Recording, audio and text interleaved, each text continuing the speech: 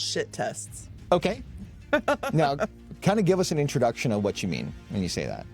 Those are those times where she's a little bored or whatever, and then she'll go and just like annoy him. But like a lot of men, we don't want to deal with nagging and quarreling. A lot of women don't bring peace to their man. And a lot of dudes, if you're dealing with a guy of a certain caliber, his life is difficult. Maybe you're dealing with a guy who's running his own business, whatever it is. He's already contending with the world. He doesn't want to go home where his peace should be and dealing with a quarreling, nagging woman. So we talk about the captain and the passenger, and the basic idea behind this framework is that you have a dock, and at the dock you have various boats that are there and captains that are looking for passengers to hop aboard onto their boat. And the passengers in this example are typically women, and the captains are typically men. I have no idea what she just said. Does anybody have any idea what she just said? Because all I heard was a chick who has spent like umpteen years in school, but who still doesn't know what a male or a female is, and who probably took out like $150,000 a year for a liberal Mad Libs degree that she's going to demand the rest of us pay for in like 5 years when she's living in some big city and can't find a job and has no idea why. So it turns out that most modern marriages don't die from infidelity, they die from inversion. It is when a guy stops leading, and then the woman goes ahead and goes, oh, hey, look, there's an open wheel. Let me go take the wheel. And usually when women take control of the boat, they drive it or they steer it to the end of the relationship, one way or the other.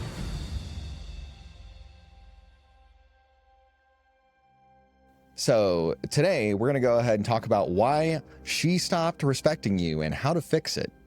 Because, yeah, it turns out that if you're in the doghouse, things went wrong, not just today, but probably several steps along the way. It usually is like death by 1,000 cuts, not like one thing that breaks everything, right? It's just kind of a weird deal. So it turns out that most modern marriages don't die from infidelity, they die from inversion. It is when a guy stops leading, and then the woman goes ahead and goes, oh, hey, look, there's an open wheel. Let me go take the wheel. And usually when women take control of the boat, they drive it or they steer it to the end of the relationship, one way or the other. And today we're talking about how to rebuild that polarity and to reclaim your pride as a dude and to reestablish frame and lead your home with strength and peace without becoming either a tyrant or a doormat. So that's the overall theme for the episode this week. Before we get into it, we're going to react to some videos. I'm a scout. I use they, them pronouns, and I'm an interdisciplinary major. My primary thematic focus is decolonizing academia and public knowledge systems. And my secondary thematic focus is biocultural and linguistic futurity. What I focus on is the promises that the institution has made and also the emergence of indigenous ways of knowing and being. I feature in a lot of stuff like language revitalization or the emergent vitality of languages. I have no idea what she just said. Does anybody have any idea what she just said? Because all I heard was a chick who has spent like umpteen years in school, but who still doesn't know what a male or a female is, and who probably took out like $150,000 a year for a liberal Mad Libs degree that she's going to demand the rest of us pay for in like 5 years when she's living in some big city and can't find a job and has no idea why. And meanwhile, there is a janitor at a Best Western in Kansas who makes a more meaningful contribution to the world than whatever that was. Yeah, so the way that I think about this is if you can't explain what you do or what you're studying in one sentence, chances are there's too much word salad going on. So chances are you don't even know what you're doing. Right. And like, don't get me wrong, there's a purpose to an interdisciplinary studies degree. Like I don't know what I really want to be studying, so I'm going to study two things and cobble it together. Or I have a lot of education in this area and I have a lot of education in this area, and what can I get a piece of paper with? But you can condense that down to at least a compound sentence. Sure. Yeah, like, so my bachelor's, like, I went ahead and got an interdisciplinary studies degree because that's what I had after, my time in the military, and I spent a bunch of time in learning Chinese, and then I did a bunch of business classes in like Iraq while I was they're deployed, I would go ahead and also take a bunch of just like CLEP tests and Dante's tests. And I went ahead and said, hey, what can I do with all these credits that I've earned? And they're like, hey, you can do this. And you just have to take one test and you get a degree. And I'm like, good. bet, let me go ahead and do that. And then I'll give it a year and then I'll do a master's degree. And that's what I did. And I got my master's in business administration and did it the regular way. And, that was fine. But hey, I didn't go ahead and word salad it. It was, hey, my focus was Chinese and business. There you go. Take a shot every time you hear focus. Don't do it. You'll die. Thematic focus. What in the thematic focus is going on here? But I mean, the point that the content creator was making is like, this subject here is spending so much time saying a lot of things, but meaning a lot of nothing, right? And imagine what the marketplace has in terms of a job that makes sense to be learning about. Like, you're just spending time finding yourself for 4 years or however many years you're going to end up doing that bachelor's degree. And for what job? I can't think of a single job other than maybe like paid agitator that education makes sense to do. It seems like it's just breeding more malcontent. Sure. So, I mean, hey, there you go. Let's go to the next one. What do men want us to bring to the table? We want femininity, we want submissiveness, and we want a lack of conflict. As a woman, if you're just chill and you don't quarrel and nag, you don't even have to be good looking. Just don't annoy us. That's it. That's all you gotta be. So everything I listed basically like is not enough for you, but what are you listing that she's actually doing? Just don't be annoying. So what is she doing then? Sitting there? You're Lack looking of for negative things Of course. is a thing. You should be positive, you should be pleasant, but like a lot of men, we don't want to deal with nagging and quarreling. A lot of women don't bring peace to their man. And a lot of dudes, if you're dealing with a guy of a certain caliber, his life is difficult. Maybe you're dealing with a guy who's running his own business, whatever it is. He's already contending with the world. He doesn't want to go home where his peace should be and dealing with a quarreling, nagging woman. Just be his peace. I agree. That's it. Be his peace, be feminine, be submissive, and be attractive enough. There you go. Like, don't be a problem. Finally, somebody actually told them and answered the question for them because they couldn't answer it themselves. Well, all their answers just don't make sense. Like, it makes sense to them from the perspective of, hey, these are the things I would find attractive. So this is what I'm going to bring to the table because I expect the same thing in return. And it's like, well, no, we're looking for different things. We're not looking for the same thing. It's almost like men and women are different. It's almost like we're complementary in the way that we fit together. Preposterous. And it's really funny because like the chick in the pink sitting next to Brian was basically co-signing on the idea. She's like, yeah, this makes sense. Like you can see her bobbing her head like in agreement. Well, yeah, because usually the ones that sit there are the more like on par with. Or they're the invited guest, right? I don't know specifically in this episode what the deal was, but like I wasn't paying attention. I'm sorry. But you were paying attention to the overall message. I was paying attention to the sermon and go preach. Yeah. Well, and it's just interesting because like the bottom standard was don't be a problem. Yeah. And then they're like, wait a minute, you mean don't be a problem is enough? And it's like, yeah, it's really hard for people, it turns out, to not be a problem. It's like the answer is that simple, but the doing of it for women is very difficult. Yeah. It involves like keeping your mouth shut when sometimes you'd rather just go ahead and have an emotional tirade. Sometimes it involves being calm and inviting when things are going kind of nuts with the world outside, and he's trying to go ahead and find peace and solace from all the chaos on the outside in the home, which is where he should be finding his peace and solace, because the average woman does not want him finding peace and solace elsewhere. Yep. If we're being real honest. So, do you have any other thoughts before we move on? But honestly, this is where, it's almost like, I think I read somewhere about quarreling women And housetops. Yeah. I think there's some book out there that's thousands of years old that talks about this. And it's so important. It's actually cited twice. Right. Same verse twice.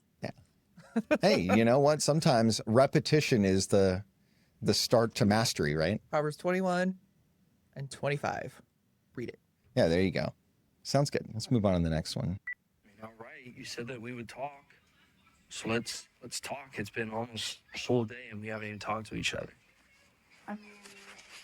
I mean, what do you want me to say? That I'm sorry I have a Tinder profile? Like, I'm sorry. Okay. I mean, why do you have one? I don't know. I don't know. We've been together for like almost 11 years. Like, I don't know. Maybe I just wanted to try something new. I mean, I guess, I don't know. Yeah, 11 years. Why wouldn't you just say something? You make a Tinder instead of talking to your husband of 11 years? Because, like, what if I made a Tinder and then I came to you and I was like, hey, I don't want to be together anymore. And then, you know, we split and we got the kids.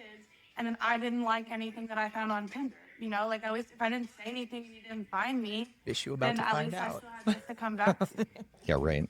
To come back to? He seems too soft. That's it.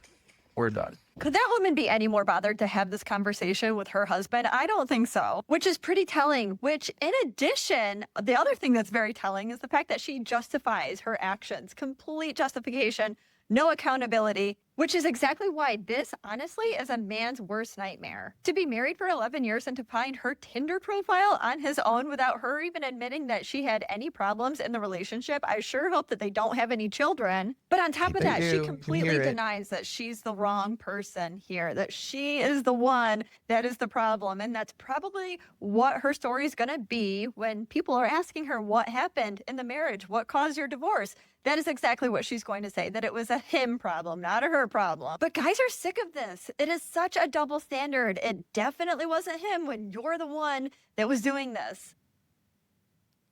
Yeah. So, She'll totally spin it like he was so controlling. I didn't have any freedom to do anything. He had to like breathe down my neck and everything I did. That's gonna be the story. the trick is the internet is forever. And so, like, that clip is going to be floating around Oh yeah.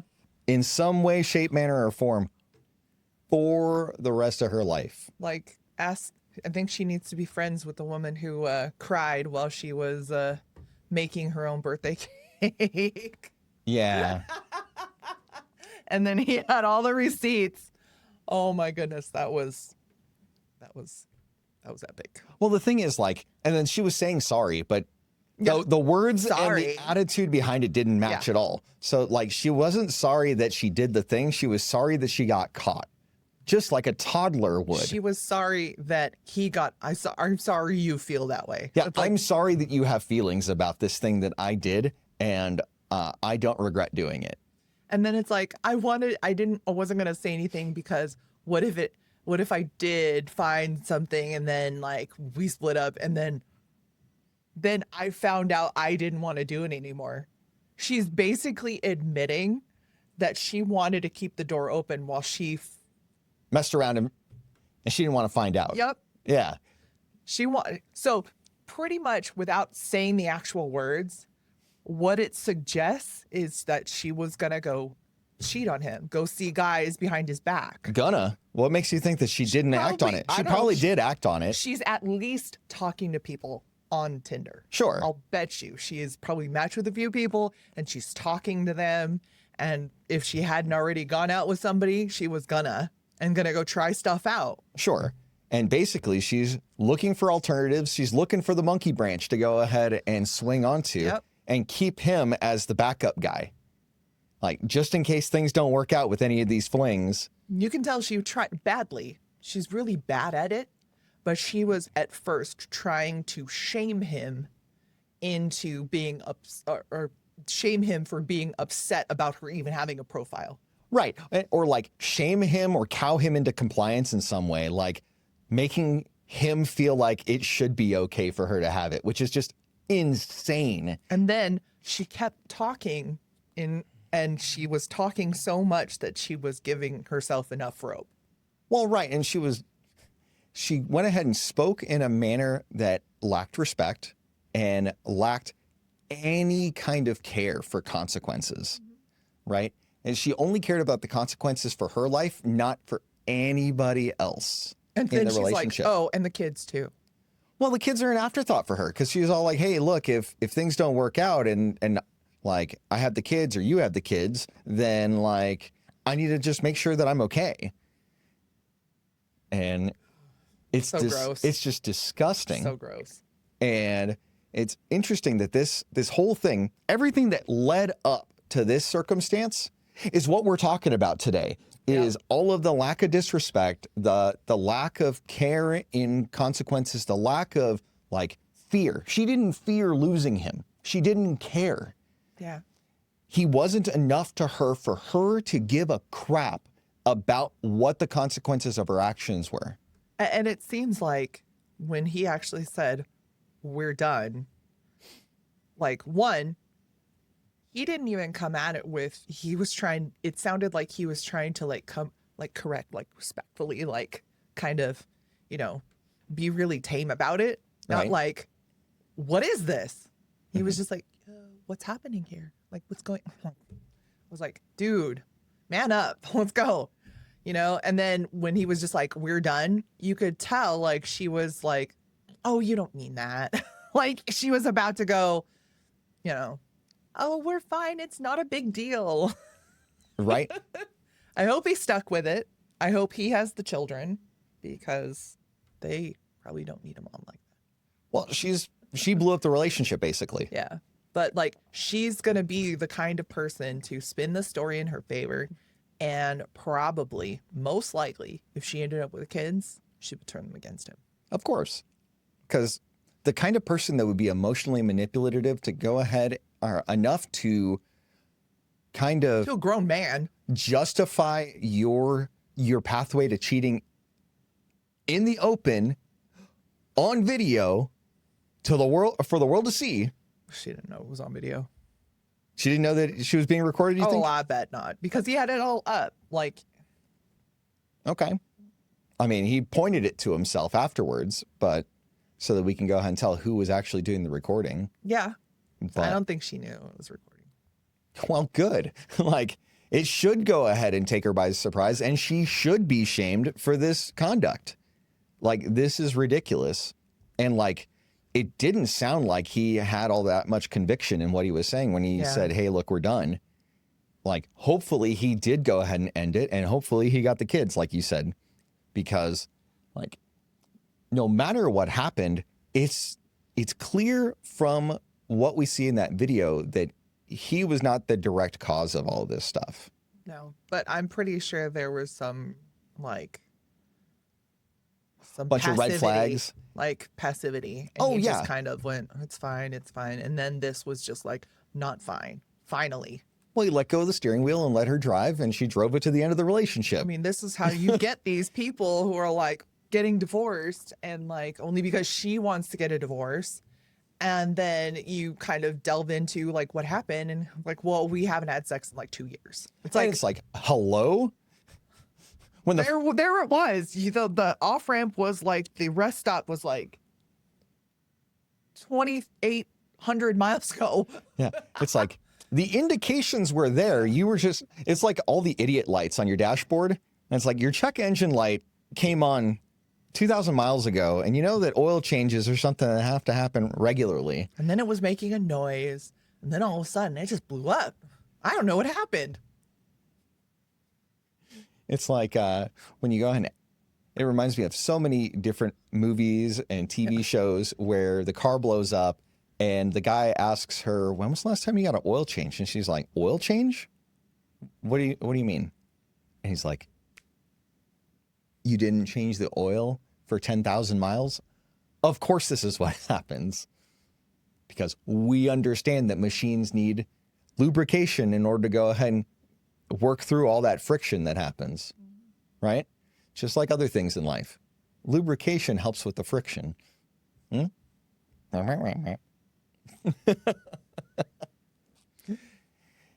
He he was not familiar with that because clearly that kind of stuff wasn't going on, because otherwise she wouldn't be on Tinder. Probably not. Or at least not in a fulfilling way for her. But anyway, let's go ahead and talk about why marriages feel so fragile today. You know, now that we saw this, and this is kind of like a picture perfect example of the kind of things that we're talking about today. Exhibit A. Yeah. So society kind of like removed masculine leadership from the home. Now everybody's equal, but nobody's really fulfilled with that idea, right? It's like, okay, well, we have equality, but do we really have equal outcomes? Yeah. Not really. And if we do have equal outcomes, are we actually looking for that? It's interesting because, you know, women most of all wanted to push for this equality and all of this stuff. And now they're stressed out, they're depressed, they're like wondering what's wrong, you know, why am I not happy? And you get these women who are just like, that one chick who's just like, my husband is such a wonderful provider. He's a great dad. And I want a divorce. I was like, it's like, okay, cool. So what are you going to do to support yourself now? You just going to do child support and that's it? yeah. Well, what's interesting is she put it on the internet and now people are finding him and sliding into his DMs. Yeah. So he's got options for days because they're looking for dad energy. Maybe not necessarily daddy energy, but hey, you know what? At least they know they're going to get dad energy from this guy. Well, he has a pick of the litter. You could probably find one who's both. Yeah, he'll probably figure Decently. it out. But it's just one of those things when women start posting their L's on the internet is a lot of I times know. it's an indication to other women, hey, this chick's giving up on a good thing. Let me go ahead and hop on that bandwagon. Well, I'll bet in the case of that one, where when that part, his video like ended, when she slid in and stuff, like love Emily and her little slide. So cute. But right at the end, when he was like, we're done, that's when she would start recording. What do you mean we're done? What have I done? This is not worth it. What are you? Her pleading with him, and he's just saying, get out, let's go, we're done. Sure, that would And be a then way to she would manufacture. be like, oh. Yeah, that's how you manufacture like emotional content right there is like first you go ahead and light the match, set the powder keg and light the fuse, and then like 3 seconds from when the fuse is going to pop, you go ahead and start recording, as opposed to recording the whole process from start to finish. You know, it's like, who had the match? Who put the powder keg there? Who lit the fuse? And she's sitting there going Never mind like that. this, going, I didn't do it. And her hands are black. Yeah. Her hands are stained from everything that she had done. And it's like, well, you know, there it is. So another piece of like cultural breakdown that leads to this phenomenon is the idea of like happy wife, happy life, right? Or happy wife, silent husband, where the guy doesn't get to have an opinion. He doesn't express his preferences or anything like that. And let's be honest, that's kind of icky, right? Is women say they want that, but when they actually get that, they end up with a doormat that they don't respect. And then they end up signing up for a Tinder profile. Happy wife, blink twice if you're okay. Right? So when guys are busy like keeping the peace rather than having standards for themselves and like having something bigger than the relationship going on in their life, like women just go crazy with all that power being put on a pedestal, and they look at the man as a fan and not as an equal or a superior, right? Because I would think that most women want to look up to their man. Yeah. Most women want to be led by their man. So they don't want to be led by somebody who's equal or beneath them. They want to be led by someone who is superior. Yeah. Even when they do mention they're like 50-50, they're like equal, it's never that way. It's like, let me step on your neck and walk all over you. Sure. Or when they say like financially they want it to be 50-50, what they really mean is they want it to be like 70-30, where he's bearing 70 and it's 50 of my stuff. right. It's another one of those things. It's like his money is our money and my money is my money kind of thing. And it's like, sure, we live on his money, but I get to have my play money, right? But we've seen it in the Bible, we see it today, especially men. Passivity is honestly the death kiss. Sure. Yeah, it reminds me of the garden, right? Where like Eve had the apple, she ate, but Adam was right there with her.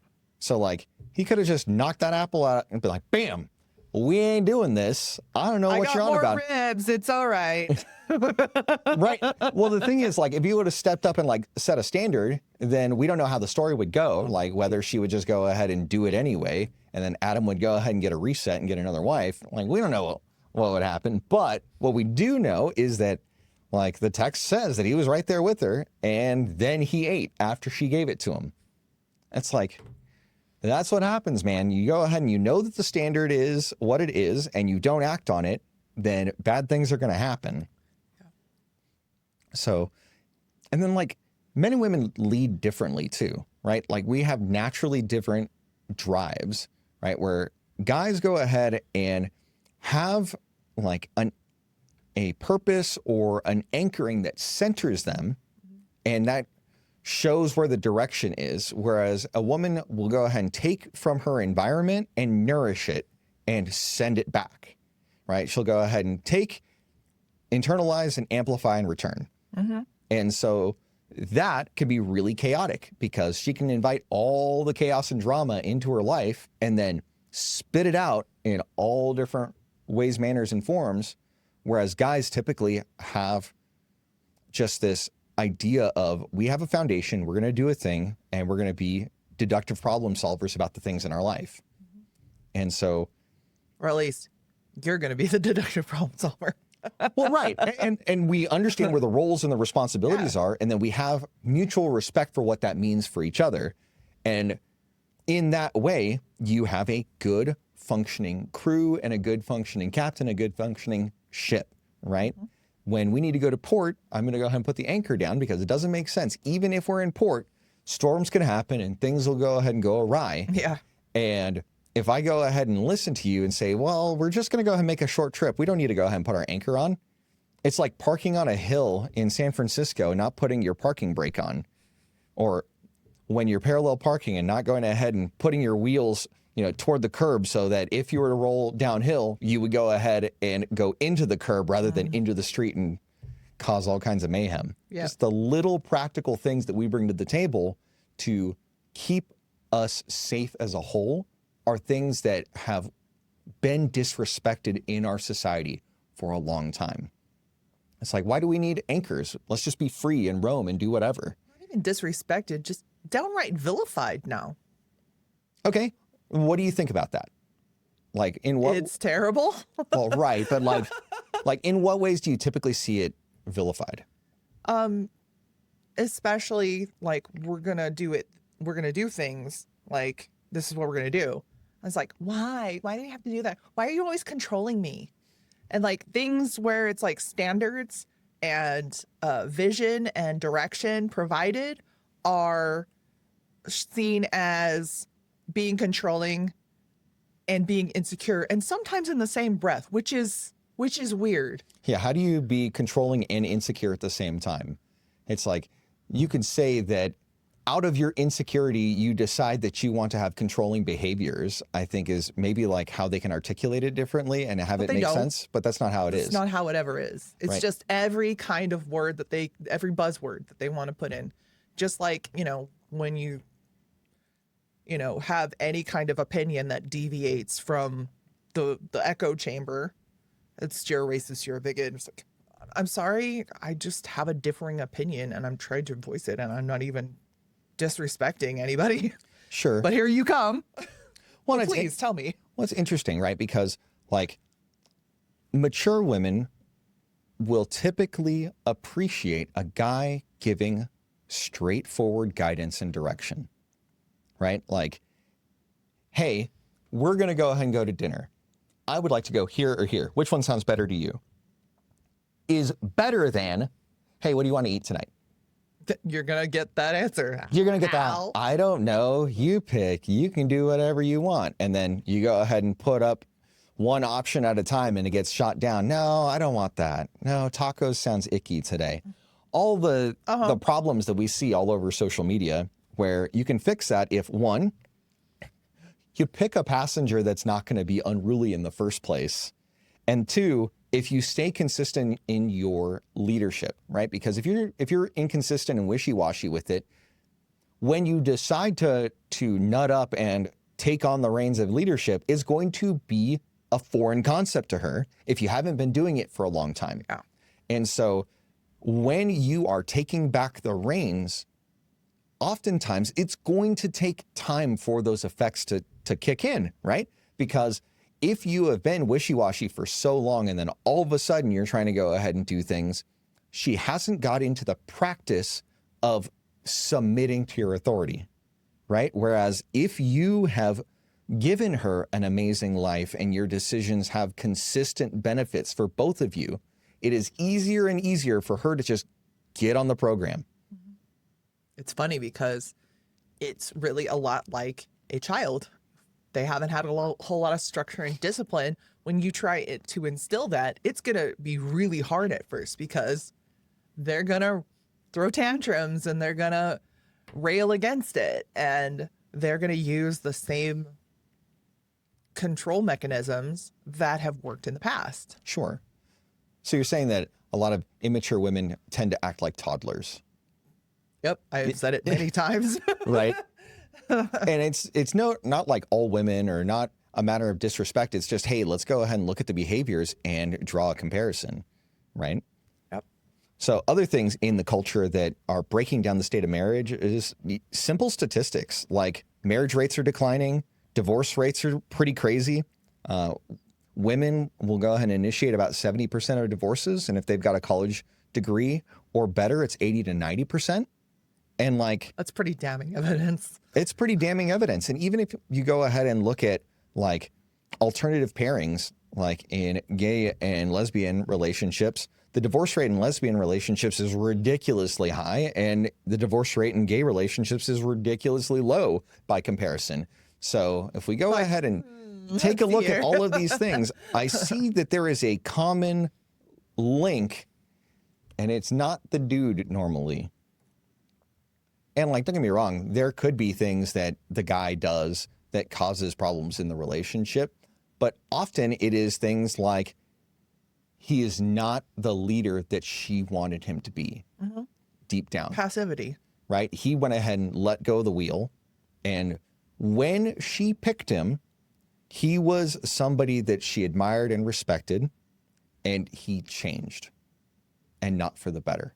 I'm pretty sure they both changed, but the thing is that he has to be the one to hold the frame.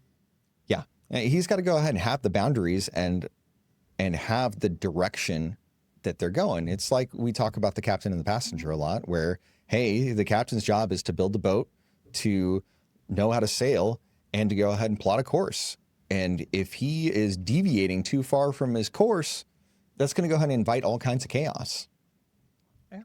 And if he doesn't know what he's doing to go ahead and navigate the emotional storms of life with her, and she's going to be a tempest in a teapot sometimes, like, he's got to know how to deal with that and like handle it correctly.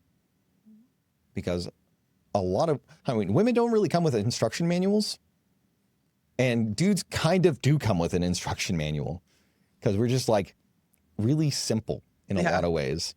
It's like, feed us, exercise with us, play with us, don't cause problems. There we go. That's really it. Yep. Right. And I mean, women have all these checklists, and that's what causes men to have to do so many things. Yeah. And things are being added like almost by the hour. Sometimes. Sure. Yeah. And it's usually because of some lack that he is provided, or he is not like instilled proper leadership in the first place for her to follow. Just like when a lot of the times when there is like silence or when there is like a void, men or women will intentionally do things to fill that. Right. Because like if he's not leading, then she's gonna like fill in the gap. Like she's gonna go step in there. And then if you don't kick her out of the bridge there, she's gonna go nuts. Yeah. Because she doesn't know how to navigate the seas. Yeah. Right? You have plotted the course, and if you're gonna go ahead and let go of the wheel, of course bad things are gonna happen. So speaking of the captain and the passenger, let's go ahead and spend some time and like dig in on it a little bit more. Because I think there's some value in like having a shortened version of the overall podcast, but to like really use this because we talk about this a lot, and every now and then it's good for us to go ahead and like refresh for the sake of the audience and for the sake of a mid-length clip. Hey, great editing, thank you, for this kind of thing, so that we can have a shortened version of that overall concept. So we talk about the captain and the passenger, and the basic idea behind this framework is that you have a dock, and at the dock you have various boats that are there and captains that are looking for passengers to hop aboard onto their boat. And the passengers in this example are typically women and the captains are typically men. And so the passengers want to get the best deal that they can get on the best boat with the best accommodations that they can find for the least amount of money.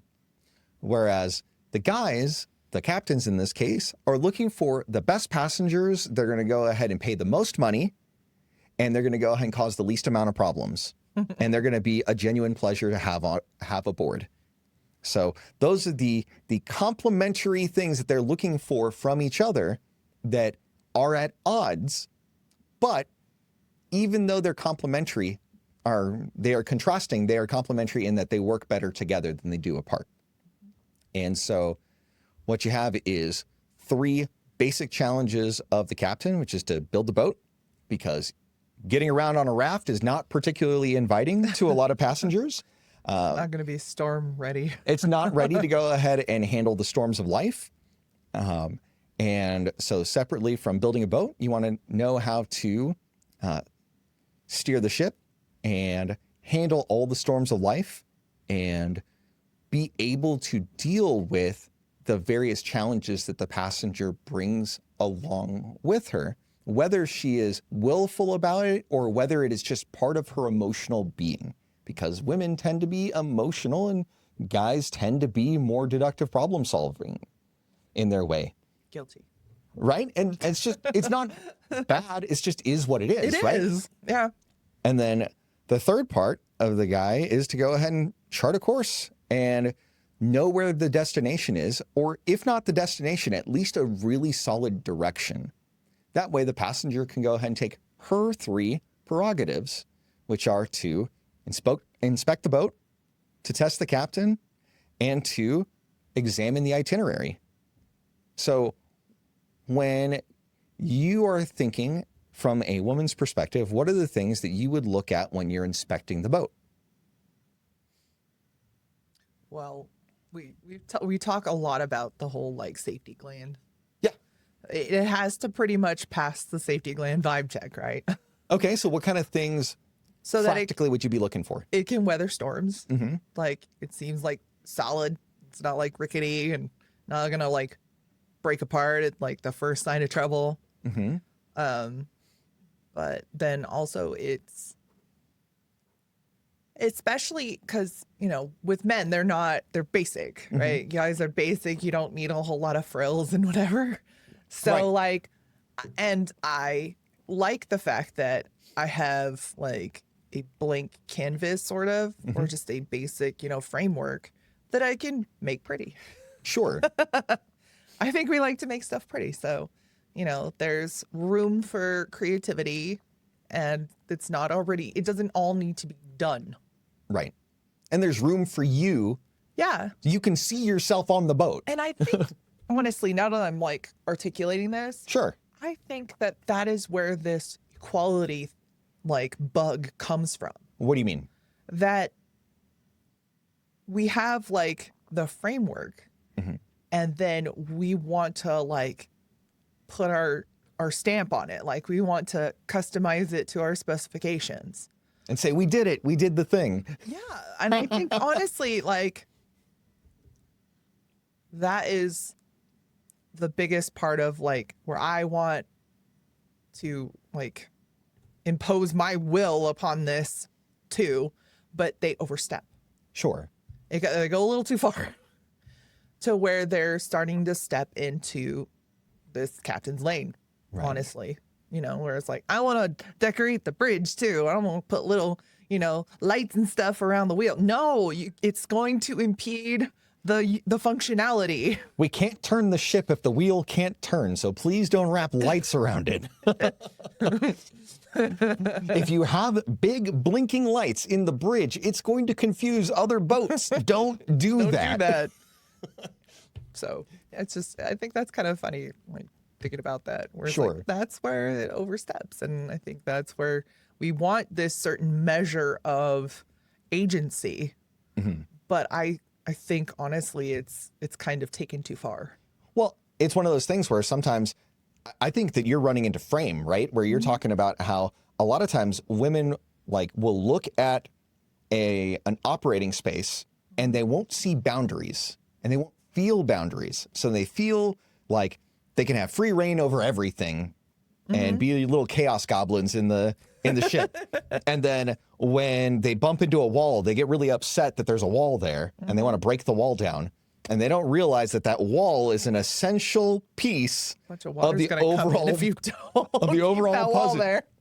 Whereas if a captain would go ahead and say, hey, look, here are the rules associated with passage. Here's the things that you are completely free to do. Here are the things you're not. You've got limits and boundaries. And that's part of the negotiation for the fare. I think you're much better off. Yeah. And so captains that are in a position where they have an amazing boat that they know is going to be really appealing to a lot of passengers, and they are battle tested and they have a direction that's really appealing, they're in a much better position to negotiate terms of passage, right? Now, do you think that every passenger is looking for the same kind of ride? Absolutely not. That's what makes the world go round. It Okay. takes all kinds. I love that about, humankind and about being different people, and what do they call it? A lid for every pot. There's a lid for every pot. Okay. But that's, we're not made to be just drones and all the same. Like we have different things. We're looking for different things. And there's an array of different things that life has in store for, captains and passengers, and that it's not just the whole soulmate thing, like one captain for one path. You found the one, Right. It's nice to think that there's, if not this one, then, somebody else that's completely like, you'll have a great time no matter what. Sure. Now, if you were trying to go ahead and secure passage on different kinds of ships, would you expect to have to pay different fares? Yeah. Okay, that's a pretty reasonable thing, right? Yeah. So if you're going on a cruise ship and you want to go ahead and stay in like Le Grand Suite, then you're going to go ahead and pay a different fare than you would to go ahead and hop on a dinghy or hop on a raft or hop on a transport ship. Like, don't get me wrong, a transport ship will get you from point A to point B. It won't necessarily be glamorous, but hey, if you don't have enough money to pay for La Grande Suite, then you go ahead and get from A to B on a transport ship. And I think that far too many women do not understand that part of their agency. Yeah, definitely. And honestly, not everyone, even if you do have enough money to pay for it, not everyone qualifies for that. Okay. What do you mean by that? So if somebody, comes into a restaurant that is like, suit and tie required, Okay. and like come in and ripped jeans and flip flops, Sure, they don't meet the requirements they of the don't meet restaurant. the requirement, even though they have the money to pay for it. Okay. They're just not appropriate for this place. Sure. And I think that oftentimes women in our society feel like they are the exception to the rule, and that if they have the delusion that they have enough money to supersede the rules of the restaurant. Don't get me wrong. Every restaurant has a price, right? At some point, the price won't that the price that somebody is willing to pay to go ahead and be excused from the rules is enough for them to go ahead and tip their standards and be like, okay, cool, I'll make an exception for you because you're going ahead and giving me this fat check that's just ridiculous. Yeah. You're giving me an offer I can't refuse. Or like if George Clooney walked in flip-flops and ripped jeans into Nobu and Vegas and whatever, it's like Nobody's gonna give him crap. Nobody's gonna give a crap. Exactly. They'd be like, well, we'll just stick you, we have in a corner over here. It's fine. Right. But the part that's delusional is so many women think that they have the exceptional circumstances and that the rules shouldn't apply to them. And far too few captains actually hold them to rules and be like, yeah, I'm not going to accept this. Just move on. Because so many guys are just starved because they're not putting in the work to be a proper captain in the first place, that they end up accepting things that they shouldn't. And then on the flip side, there's a lot of women that are well qualified in so many ways and often will go ahead and give away their money for a passage on a speedboat early on in their life, and then they'll run out of money later when they need to actually get to their destination. And so they spend their early 20s on the speedboat, and then they're like, well, I got kicked off the speedboat because I don't have any more money. So Well, it won't go where I need it to go. It can't go into deep water. It can't go, cross the ocean sure. to other ports. Like it can't. And it depends on what the woman's looking for. But I think it's one of those things where oftentimes they have a lot of fun when they have the most money, and then they don't go ahead and keep enough for a rainy day to get sound passage when the time comes. They just spent all their money on 3-hour tours. All for the Instagram, Yeah. right? There was this one. There was this one video where this guy was talking about, like, if you see, these hot chicks, like, and all they have are pictures of them on, like, private jets in, like, Mykonos and stuff like that, and all their whole Insta is just full of that kind of stuff, Right. then it's like, you might want to think twice about that, because she's just in it for the where's the money? jet-setting lifestyle. Where's the money coming from? We know exactly where the money's coming from, and how's she paying for that? Well, where the money's coming from, but how she's paying for that lifestyle. She's paying for that lifestyle with other things, not with actual currency. Remember that truck we saw in town? Which one? The one that says ass or gas? Oh, that's pretty funny. Dead. I was like, does that say what I think it says? I was like, I mean, well, there you go. There's definitely more than one way to pay for your lifestyle, I guess. But so we talked a little bit about like inspecting the boat. So now the next part of the passenger's prerogatives is testing the captain. So when a prospective passenger is looking to go ahead and test the captain, what does that look like? shit tests. Okay. Now, kind of give us an introduction of what you mean when you say that.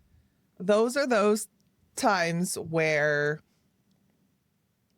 like, the biggest example, the like one that's right off the top of my head. Okay. The example is like where she's a little bored or whatever, and then she'll go and just like annoy him.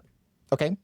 Like, I have a friend, like their couple, they go to church with us. Okay. And she is just a self-proclaimed like chaos goblin. Like, Okay. and she knows it. And she's kind of like, does not play well with others, but she likes her husband and that's it. Like, Okay. but we got to, she sends me these little angsty, funny things. But yeah, she actually sent me this video one time where she was like, it was like POV when you're bored and you realize that you have a husband to annoy. Mm-hmm. And like there's like just going with a blanket over and going like tiptoeing off. I was like, yeah, you would do that. Sure. It is not something I would do, but that is their relationship, and that's what that. It's none of mine. Never mind. They are supposedly happily married, so that works for them. So great. So now you bring it up as an example of a shit test. So in what ways is it a shit test, and what are the right ways to navigate that and the wrong ways to navigate that? The right ways to navigate that is to just actually communicate where this is coming from. It's because that to me from the man, how the man goes ahead and navigates it. Well, it's just you call it out. Right. You call that ish out. Like honestly, be like, So where's this coming from? Because it's honestly just like a child. Right. Where children ask for love in the most unloving ways. Sure. And that is very childlike behavior. Okay. Now, what would be an example of handling that poorly as a guy? Just taking it and just be like, whatever. It's just what she does. Passivity. Sure. The worst is passivity. And worse yet, honestly, is the people that go, oh, she's just cute like that. Oh, yeah, where they just go ahead and make excuses for it. They like almost glorify it. It's sick. Yeah. It's sick, honestly. Sure. Does anybody really, like, rationally think about it? Does the average rational man want to be bothered, like annoyed by the person he professes to love and who professes to love him more than anybody else on this earth? Yeah, not for just the sake of chaos. Yeah. It's weird. Come on. Well, what's interesting, right, is like you rightly point out that it's basically a cry for attention. Yes. So the way that I would probably handle it is I'd just go ahead and tip her over and tickle her and be like, okay, cool, I got stuff to do now. Okay, bye. Okay, bye. Yeah, Right? it would be like, you imagine this woman who does this stuff on the regular, it'd be like, wait a minute, come back. It's like, Good. yeah, you can see me Good. later and just wear less clothes and we'll be good. Honestly, when I want attention, And then I you just just- kind of go and like, if you're like, just like phone and whatever, I'm just like, hello. Yeah, which is fine. Like Yeah. you're not being intrusive. You're not, Yeah. if there's something that's actually going on, and be like, hey, look, I got to handle this right quick and then come on back afterwards. Yeah. Right. Then it's like, and yes. And you're not put off by that. Yeah, I mean, honestly, deep down, like my initial reaction as an emotional female, obviously, is like, he doesn't want me. But it's like, he didn't say not ever, like, get out of here. He said, not right this second. Now, Yeah. let me finish. Yeah. Let me Like- cook. Give me a sec. And then it's like, that's actually a reasonable answer. Right. And the thing is, like, you are also in that process, you're also reassured that your value is there and that you are wanted and you are loved and you are to be brought in Yeah. afterwards. I just have something that requires my attention right now. Yeah. And you understand that I'm a busy guy and there are things that sometimes require my attention at the moment. And I need to go ahead and focus on this thing. And then I will make time for you because I love you and I care about you. That is the part of the setting up the framework. Right. That I'm loved, I'm cared for. Like, yes, he does want this attention from me as much as I want it from him, but it just right now is not the time. It's like we expect that of our children, especially if you are a parent and you're doing this chaos goblin thing and almost like a child, and then you get annoyed at it in your own children. Right. It's like, make that make sense. Well, because you want to be the one that's in charge of it. You only don't. I'm the exception to the rule. Yeah, exactly. And so we talked a little bit about passengers inspecting the boat and testing the captain. Now, what is a passenger looking for when they're inspecting or examining the itinerary?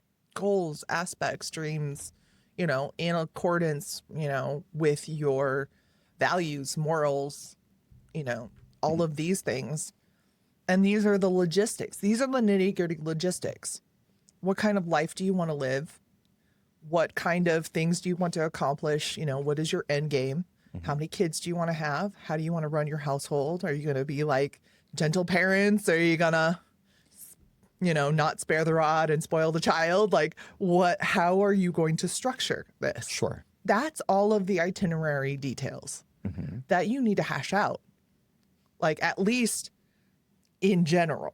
Sure. Especially those big ones like, are we going to church every Sunday? Are we having kids? And like ultimately, what is his like ultimate career track? Yeah. And what are his expectations? And aspirations, like, what do you want to retire from? Or do you want to retire at all? Like kind of thing, Right. And at what age do you want to retire? But what do you want to do along the way? Like, Sure. So this reminds me of how like a lot of women will go ahead and say that the guy is nice, but he didn't have ambition. Like this is the kind of thing that I see where women will go ahead and come up and complained that the guy didn't have ambition, though he did have a lot of the things that looked nice and that he could throw her around and throw her up against a wall and, make good things happen. But then they realized that this is for a good time, not necessarily for a long time. Like that should have been the beginning of the conversation. Well, right. These are all these things that you should look at before you hop on the boat. Yeah. Right? Not just like, you're hot, I'm hot, let's get it poppin'. Right. Seems good, let's go. Like, there's those kind of things where you sign the contract without even reading it. Sure. And so like this reminds me of going back to the fundamental thing with the captain and passenger is that captains have necessary challenges to be a captain in the first place. Build the boat, learn to sail, plot a course. Yeah. They are requirements to be a solid captain. Whereas for the passenger, all three of her things are prerogatives. She gets to choose whether she's going to do those things or not. And it's wise for her to do those things. And if she doesn't do those things, she's going to go ahead and spend her money on tickets to boats that aren't going to go ahead and actually fulfill her in life. And then she's going to go ahead and take it out on the ferry boat captain later on when she is paying for exactly what she is getting in terms of going from A to B. Mm-hmm. And then he's going to feel resentful because he is not really her first choice.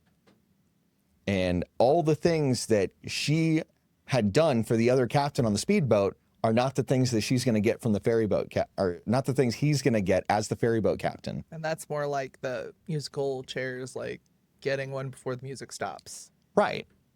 And the thing is, like, if we recognize that men and women just have fundamentally different, like, challenges and timelines, then we can go ahead and reconcile these things. And so that we can have the best opportunity for the captain to get the best quality passenger or passengers, whatever the case may be, aboard. And the passenger can go ahead and secure the best passage on the best ship with the best captain she can for the long term. Mm-hmm. These things have to be done in a certain way. And for women, typically, they got to go ahead and make those decisions earlier on in life so that she can have the best amount of cash on hand and the best negotiating terms for her. Whereas for a captain, if he hasn't completely risen to his captaincy in its completion, he's going to have a harder time negotiating good terms from her.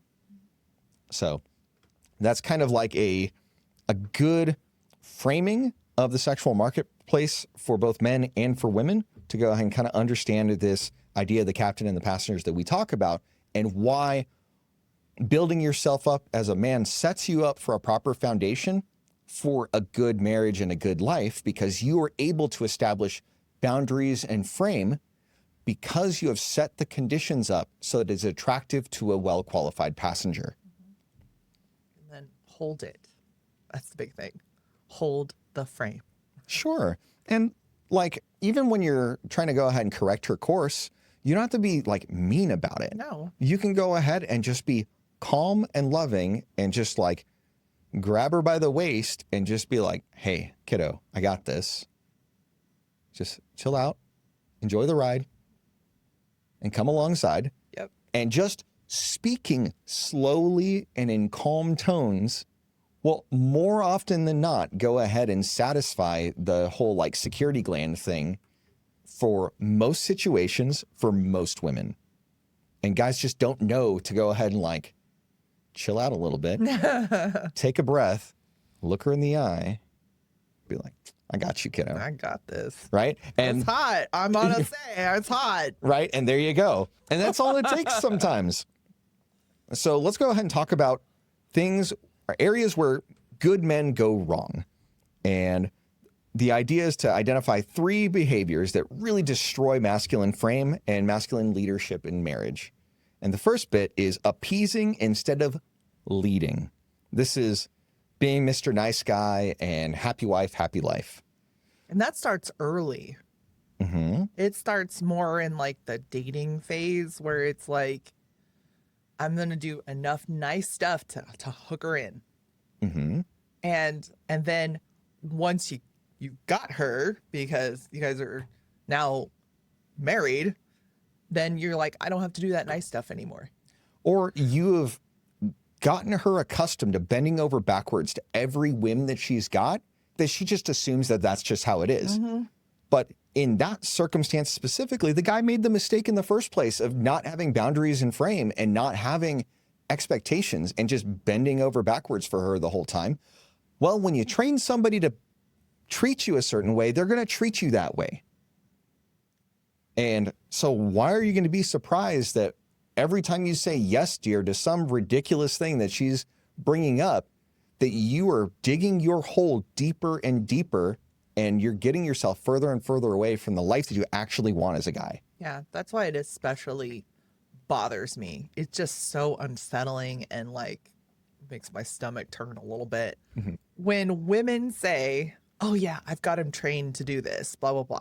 Oh yeah, that's disgusting. It's even worse when a man goes, oh yeah, she's trained me. Right, because they're co-signing it. So it's one thing for women to go ahead and try to go ahead and get street cred with other women, Yeah. you know, in the coven, and, you know, because they're all talking about training their men a lot of times.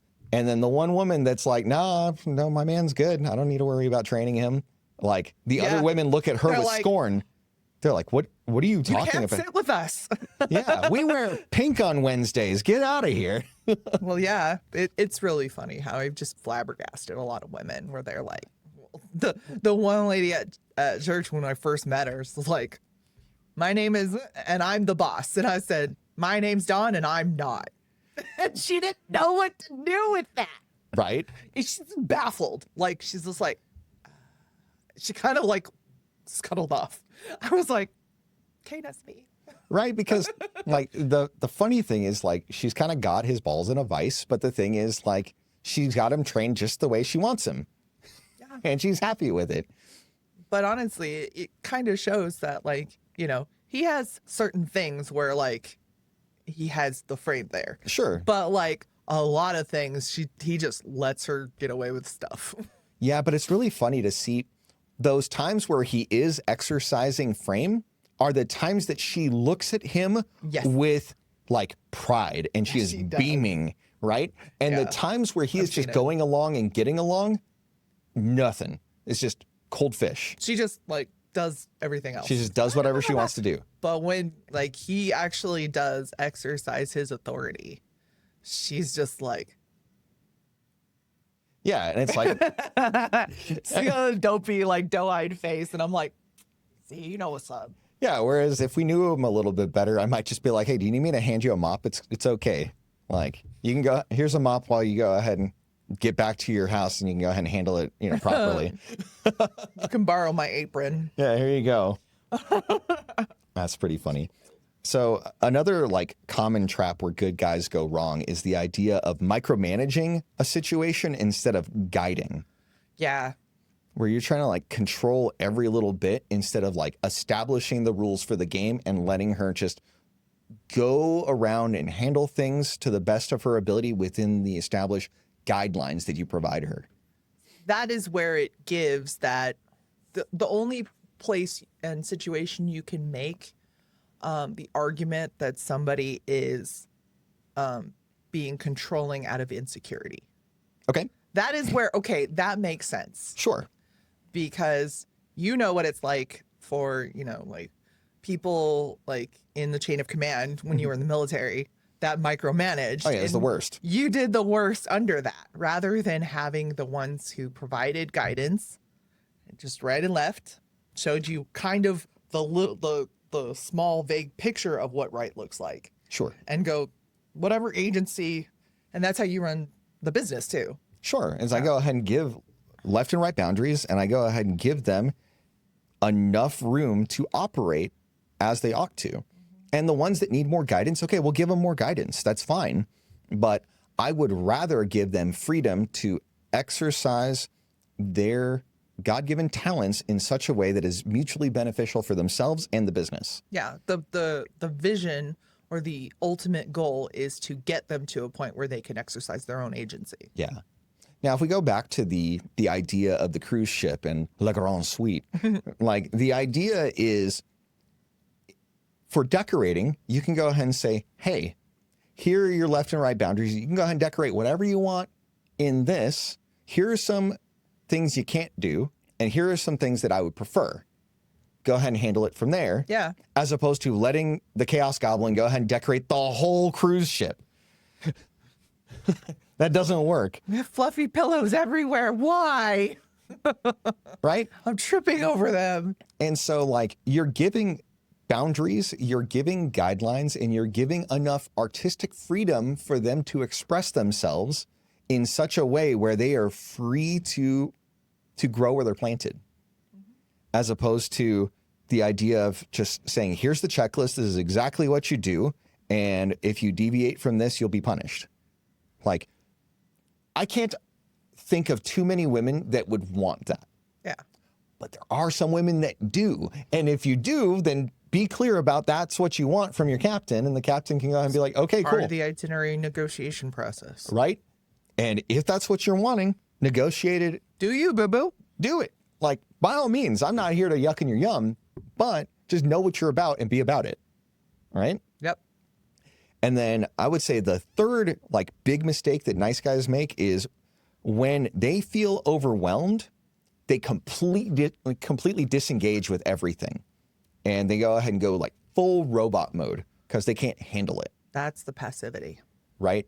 And they'll just kind of like go away instead of trying to handle things properly, where in the storm, being calm and being the voice of reason and knowing when to call it for a little bit and say, things are getting too heated. I love you.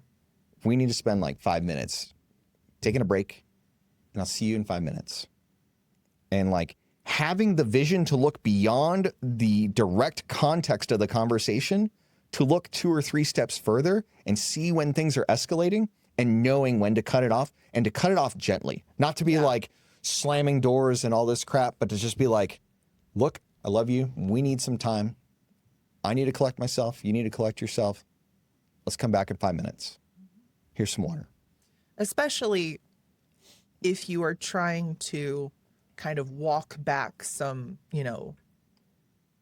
practices that weren't the healthiest for a relationship. Sure. And you're trying to institute this from a place of passivity and, allowing the vampire loose in the blood bank. Sure. It's going to take some time and practice to get these things right. So, and that's kind of, we really did have to practice that when, in our first like years of marriage and when we went to therapy. Sure. That was when she was like, you need to like, when you can talk about stuff and then you're getting too crazy, like you need to make an appointment to come back. Right. Because it's like, we'll just say, oh, we'll just handle this later. And then later never happens until the next something that happens. Sure. And whole thing. And resentment bubbles up in that interim because it's not being addressed properly. Yeah. Right. And so that resentment is like having poison in the relationship, when you should be trying to put some anti-venom in there so that you can have a healthy relationship together. But you're putting too little, so it doesn't eradicate all of it. Right. Or you're like putting too much in there, and then all of a sudden now you've got like cancer from the anti-venom that you put in. You niced it over too much that it became sickening. Yeah.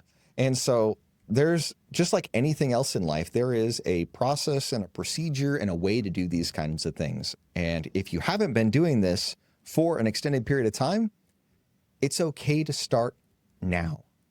It's okay to give yourself permission to think first about what you're looking for, and to go ahead and express in a non-threatening manner to someone that you're already in a relationship with what you're seeing, what you're feeling, and where you want to be, and whether it makes sense.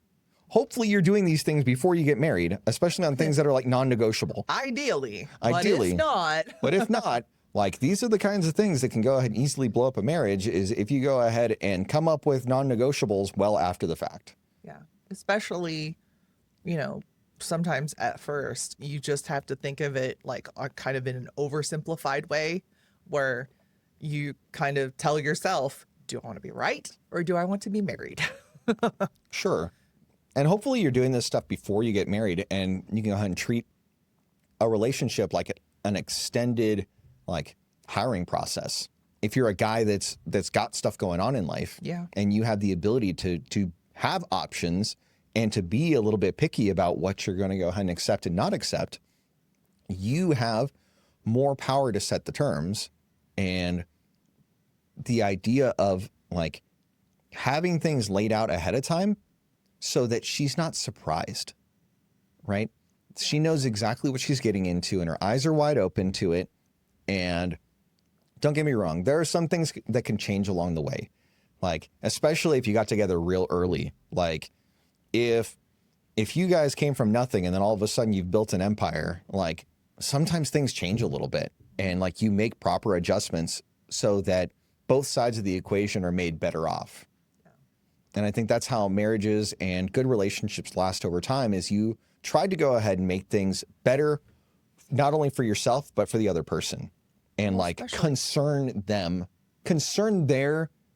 what they want out of life when you are coming up with your stuff too. I think if you are married for any length, significant length of time, you're inevitably going to change and evolve as a human being through the seasons of life and through, when you go through your first like really tough thing. Right.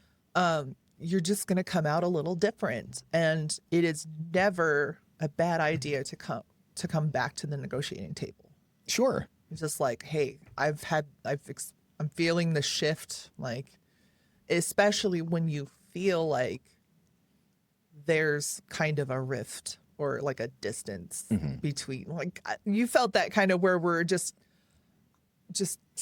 for a significant amount of time where we're just kind of out of sync with each other. Sure. It's just, you just feel this vibe that it's just like, it's weird. Why is this weird? And then my first indication is we haven't hopped to bed with each other in 2 days. That's a big indicator, right? If it's been 2 days, that's the indicator for me. It's like, oh, hey, maybe we need to talk about something.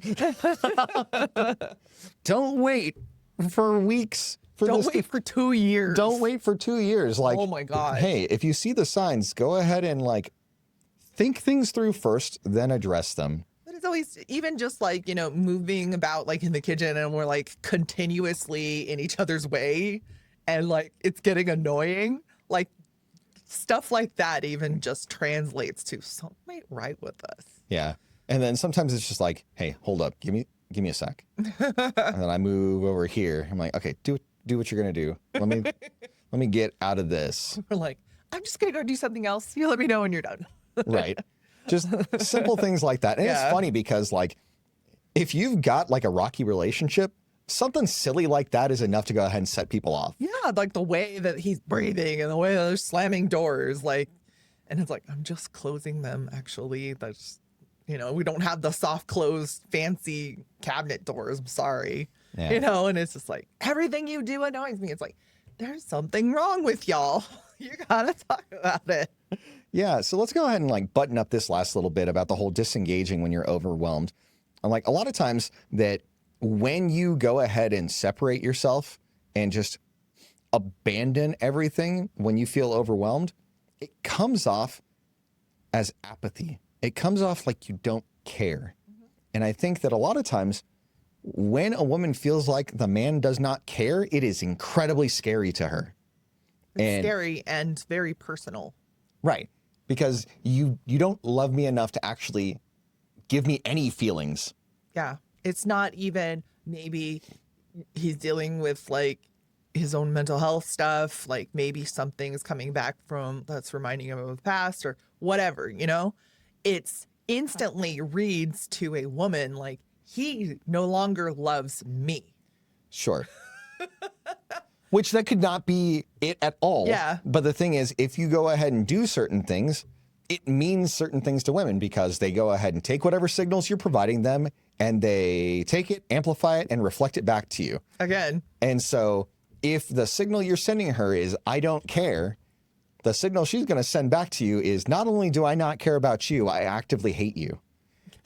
It's like, well, like, how did this get here? I don't care as I don't care about you. Right. And then go, well, I don't care about you either. In fact, I hate you. Right. So let me do you one better. Yep. I'm going to set everything on fire. So bottom line, is you don't need to be in control of everything as a guy. You just need to be in control of yourself and set proper boundaries and have an idea for how to handle like the storms of life. And I think that doing those kinds of things will keep you away from being Mr. Nice Guy and being a doormat and like taking the betification through 1,000 concessions and end up doing just enough stuff so that she's not upset. Yeah, right. And so with those kinds of things in mind, let's go ahead and paint a picture or establish a blueprint for how to lead properly. So we're going to go through some practical tips on how to do these things. The first deal is being present. So some things that this involves is eye contact, and not like harsh eye contact. Just like, yeah. The smolder. No, you're not, well, I mean, maybe the smolder. Maybe. Right? It's just it's contextual, but most of the time, just good, solid eye contact. Soften. You soften it a little bit, but sometimes it's good to be intense, right? And once again, it's just one of those things where it's contextual, but generally, if you have a fairly calm and even but warm tone, it feels good to women. Yeah. To be in that presence, right? Even if it's just something simple as just looking her in the eye and just grabbing her by the waist, saying, "How you doing?" Right? Hey, you felt it. There it is. And the idea is when you're having serious moments, don't be busy on your phone. Just something simple like that where you appear to be distracted when you should be connected, because it sends the signal that you don't care or that she's not a high enough priority for her to merit undivided attention. It's been this thing I've noticed it. We've never articulated it, but I'll start talking about a thing that if I want to really like actually talk about it, I'll start and then I'll stop. And then you'll like finish what you were doing or put something on pause and be like, put it down. And you'll look at me and then I'll start talking about it. And it's just the thing that's happened and I've noticed it and it's awesome. And I think that is kind of like what you're talking about. Right. And it's just one of those things where sometimes it's hard to gauge whether you are just venting or whether you actually want to talk about something. Yeah. And so a lot of that early part is gauging that difference and seeing like what level of interaction is she seeking in this, and am I doing anything of importance that I need to go ahead and set boundaries around the interaction, right? Like if I'm actively busy doing something, that's when I can go ahead and say, I see you want to talk about this. Give me a sec. I'm finishing this and then we can talk about it. Yeah. However, you have this tendency of forgetting things when you don't talk about them. So in those moments, I'm like, if it's important, I need you to write it down.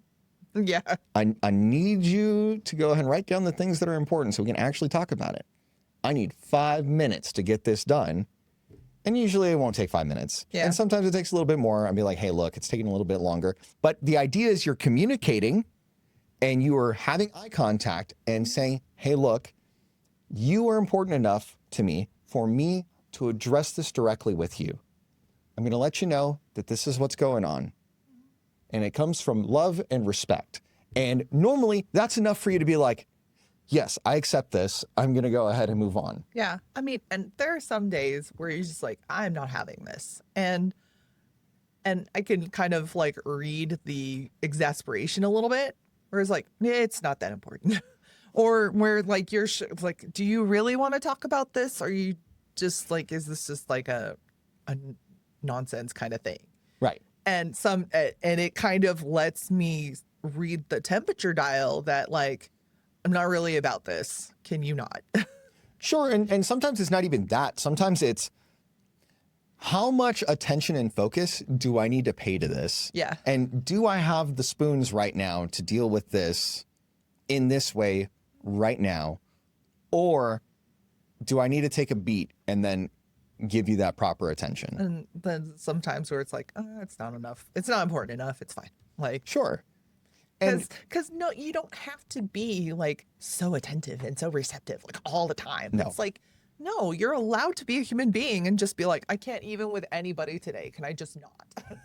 Right. And that's rarely the case. Like, I No, don't, that's rarely the case, but like, it's human. sure, it's human. But the thing is, like, I think it is incumbent on most men to have as few of those kind of circumstances as possible. I think that society is much more forgiving to women in that kind of aspect, where you can go ahead and be like, hey, I'm overstimulated or whatever. Like the buzzword is, like, I'm not saying that you're using buzzwords, but a lot of times women use buzzwords to go ahead and get across a common feeling. Whereas I think that it is less acceptable for men. And when men go ahead and claim that kind of emotional space, they need to be really clear about their intent with it. Whereas I think that women kind of get a pass on it. Yeah, that's true. So we talked about presence. Next is direction. Set clear plans. So this could be as simple as, hey, I'm taking you to dinner at 8 o'clock. We're going here. I want you to go ahead and look real cute. Right? Yeah. And so that sends you the cue that you're going to do your makeup. You're going to go ahead and pick one of the outfits that you know that I'm going to go ahead and look at you a different way when you Yeah. put yourself in, right? And so that is enough direction for you to know to hop on board. Because most of the time, you're not going to go ahead and turn down an invitation like that. Why would I? Yeah, right? So it's pretty straightforward, and you know that it's coming from a place of love, and that I thought enough about you to make plans Yeah. for you, and to make plans seeing you in a different way, which is why I described the way I'd Yeah. like to see you. And so that kind of feeds your emotional bank account in a lot of ways, because you're like, he not only did he think of me, he thought to go ahead and take me somewhere. He is going to put in this effort, and he wants to see me beautiful. And most women want their men to look Yeah. at them as if they're beautiful. This is especially true if like you are in like the throes of motherhood. Like the absolute, like you got, spit up on your shirt and like your hair has not been brushed in like 2 days. Like that kind of stuff where it's just like you are at the end of yourself. Sure. And it's so nice to be like, hey, I'm going to take you somewhere. Your mom's coming to watch the kids, like that kind of stuff. And where it's just like, I've taken all the responsibility off of your shoulders, and I want to like admire and value and interact with you as a person. And I want to remind you that you're not a baby slave. Sure. That is wonderful. It was so cute. I every week I take the kids before I have to come here to the library, and I saw this mom, and she had 2 kids. They're 15 months apart. Okay. Like our oldest kids are 14 months apart. Sure. They're teenagers now, but like, they are like 3 and 4, or no, I think they were like 2 and 3. Sure. But yeah, what she would like put them down, and one would go this way and one would go that way. They're 2 boys. Yeah. Like, and she's like chasing them around. She's got like one and she's like going after the other one. And like, she had like a double side-by-side stroller, and I was just like, and I just went, Mama, you're doing amazing. Cause she's at least trying to contain them, but she's trying to give them a, somewhere out in public. And that is a lot of work. Yeah. And she just like, her face just changed when I was just like, thank you. Cause I know how much that meant to me. And Sure. now I get to be the one to give that to somebody else. And I Yeah. said, it's hard. This age is hard, but it gets better. Yeah. And I love that. Yeah, that's pretty cool. Right. It kind of reminds me of like when we went for chicken the other day, and I saw the general manager of the chicken place, and he was out in the parking lot and like cleaning up trash in the parking lot. And I'm like, hey, you lead a good crew. And he was just like, thanks, man. Because like he probably doesn't go ahead and get a Yeah. positive compliment like He that. probably only gets the people who, Right. And the thing is, like, his team generally does a good job. Yeah. And they reflect positively not only on themselves, but the leadership that he provides. And so it's one of those things where just like you're going to adjust a queen's crown, I'm going to go ahead and like, hey, pay a compliment where it's due. Right. And take the time to help out a guy where I don't know when the last time you received a genuine compliment was, but I'm going to go ahead and make sure that today is not that day that he's going to go without one. yeah. Right. So just these wonderful things that you do. But so we talked about presence and direction. Let's talk about boundaries, kind firmness. So this is like when she gets out of pocket and you go, babe, look at me. I love you, but we're not going to do that. Yep. And sometimes it's all it takes. And just let her know that she hit a boundary and reel her back in and kindly but firmly. You know, a little bit of that daddy energy, right? Yeah. And also, especially if you are in a new, like if you are newly married, especially then, things that are in public. Oh, yeah. And you guys are both more sensitive to those kind of things in public, Right. where it's just like you need to like go over here and be like, please don't. Sure. And that's it. Just like, please don't. Yeah. Well, you don't do it loudly in public. No, you go but you ahead yank them aside and go, please don't. Well, it's kind of like if you are doing something in a professional capacity and there's an affront that happens in public, sometimes the right move is just say, hey, can we go talk real quick? And you go ahead and leave the event, go in the hallway, say your piece, get on the same sheet of music, and then go back in.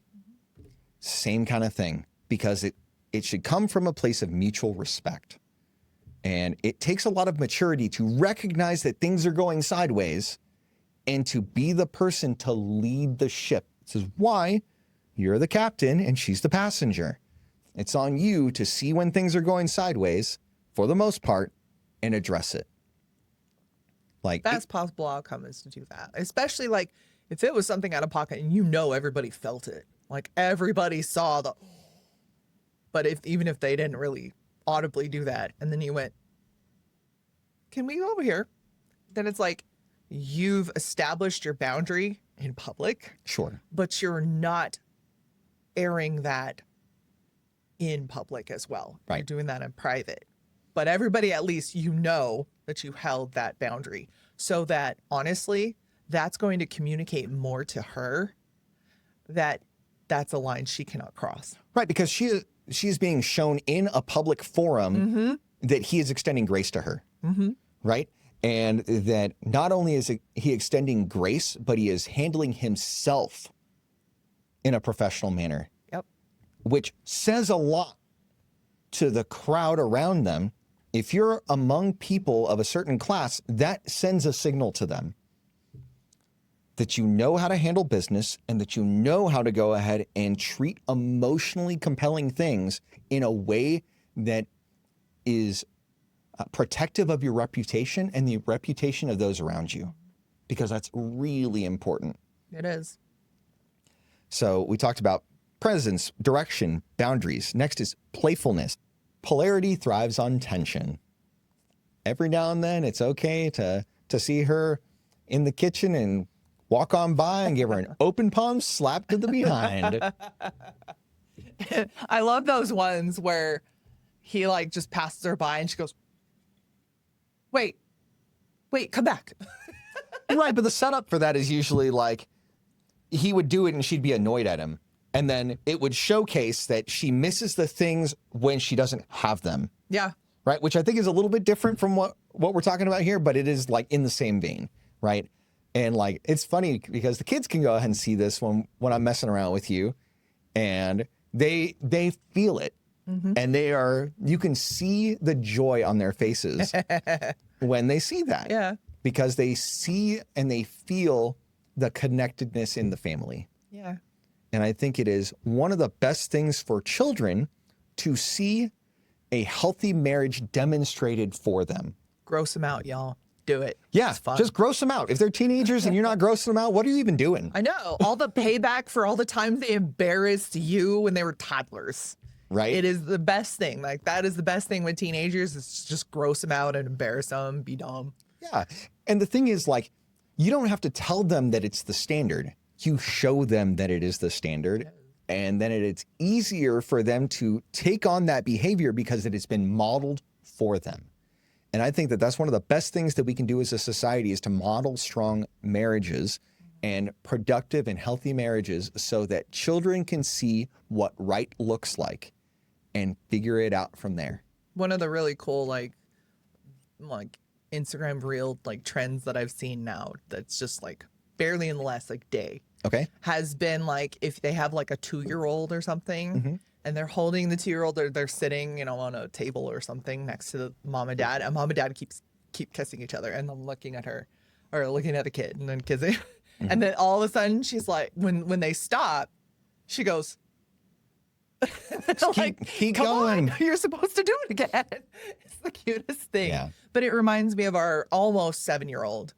She Who, goes like, ahead and comes whenever on in. we're just like all loving up on each other, and she's just like comes right in the middle going, me too, me too. Sure, and we'll go ahead and pat her a little bit, but it's like, Like, hey, you'll get your turn. Just, it's just hang on like, a sec. Hey, we It's know my turn. we know where the priorities are. But it's really cute. And it's just funny that, you know, her birthday is Valentine's Day. Sure. It just happens to be. But the idea is that, like, be playful. It's something that goes and establishes tension, and that tension leads to good things, generally speaking. Especially with children, it almost like gives them roots. Mm-hmm. Those roots just go deeper. Yeah. And then the last thing that if you're going to go ahead and pay attention to this will go a long way, is make sure that your mission comes first. Because she's going to go ahead and have feelings about all kinds of things. And there are going to be times where you're going to have to say, look, I love you, but I need to do this. This is important, and I will come and see you later. And she may not like it in the moment, especially if she's not like emotionally mature yet. And also like she's not used to this. Yeah, if you're just establishing this from the start and like, She's going to tantrum like crazy. sure, but it's important to go ahead and stand on business and do the thing and make good on your word, where you come back afterwards and be like, hey, let's go ahead and talk it out. We got stuff. Again, it's like kids. It gives them the security that, and that's why, like, when we would leave our kid in like the nursery at like church and stuff, and they were wired like, but I always never wanted to like just skulk off, Sure. like distract them and then like leave. I let them watch me leave. Sure. So they could watch me come back. And once they figured out, oh, she always comes back, it's fine. Yeah, you're not playing some Houdini act. It is an intentional process that is being done for the betterment of everybody around them. Yep. I got a thing to do. I'll be back. Yeah. So the bottom line is through, establishing presence, giving solid direction, providing good actionable boundaries, being playful, and staying attuned to your mission, you are leading in your marriage. It isn't about control. It's about calibrating things a lot of times. It's dialing it in, keeping the emotions in check, but useful for their proper things. So if you were to go ahead and look at it from the position of the ship, you can go ahead and see maybe the emotions and the things of life coming at you like a storm, and the ability to steer properly is what we're getting at. Is a lot of times you might be doing a lot of these things, but you may just need little adjustments to get them just right. Because like we established earlier, women will go ahead and take whatever you give them, they'll amplify it, and they'll send it right back. So these are important things to look at. So next we'll go ahead and look at keeping desire alive. So we're not talking about just having a functioning marriage. We're talking about having the kind of marriage where You don't just tolerate each other. yeah, you don't end up as roommates. You're excited to see each other, and you're excited to go ahead and be playful with each other in various ways. So I think that women crave men who can both provide boundaries for them and challenge them, right? And push them for their betterment. Because a lot of times women will be creatures of habit and will go ahead and go with the path of least resistance. Whereas sometimes it'll take a guy looking them in the eye, grabbing them by the waist, and leading them along gently and being like, hey, we're going this way. Or like walking up when they're having a 15-minute long conversation and it's really just time to go. You just walk up, hold them by the hand and be like, ah, it's been such a wonderful day. I hope you have a great day. And then you go ahead and just walk on by, and then there you go. That's it. The average woman nowadays would be like, why did you come in? How dare you interrupt me? Yeah, but the thing is, normally, if you have the confidence to kind of do that, it's because you've been like leading the relationship for an extended period of time where you have the balls to go ahead and just do that. Yeah, this is kind of like That's more like a of 301 kind of thing rather than a 101 kind of yeah, thing. it's like it's a little bit higher level technique here. Maneuver. Maneuver. Yeah. And then another thing is like the politeness trap. This is like where you kind of like, you try to nice over everything in such a way where you kind of give in too much. And so you become like a soft noodle where you're like that floppy French fry that didn't get fried, enough. We're like, hey, there's a time and a place for that and a matter of preference. And other times it's a matter of, hey, maybe not floppy, maybe not super rigid, maybe just somewhere in the middle is what you're looking for. Crispy on the outside, fluffy on the inside. Like a good donut. Like a good donut. Like you have a nice outer shell and a nice soft inner middle. That's the best. Next is the idea of emotional foreplay. So this is like, hey, she's safe and secure, but you're still going to mess around with her and play with her. And you are leading her through the experience along the way. This could be as simple as like sending a heart text in the middle of the day when she's not expecting it. Like that can be like the least amount of effort. And then afterwards, like following up on it, right? If she sends you memes and like maybe memes aren't your thing, but you can go ahead and just be like, hey, I appreciate you. And like give her something personal. It could just be something like, hey, dig it. I look forward to seeing you later. And that's usually enough to go ahead and get the pot boiling. Not over boiling. You want to go ahead and make sure that it bubbles over later.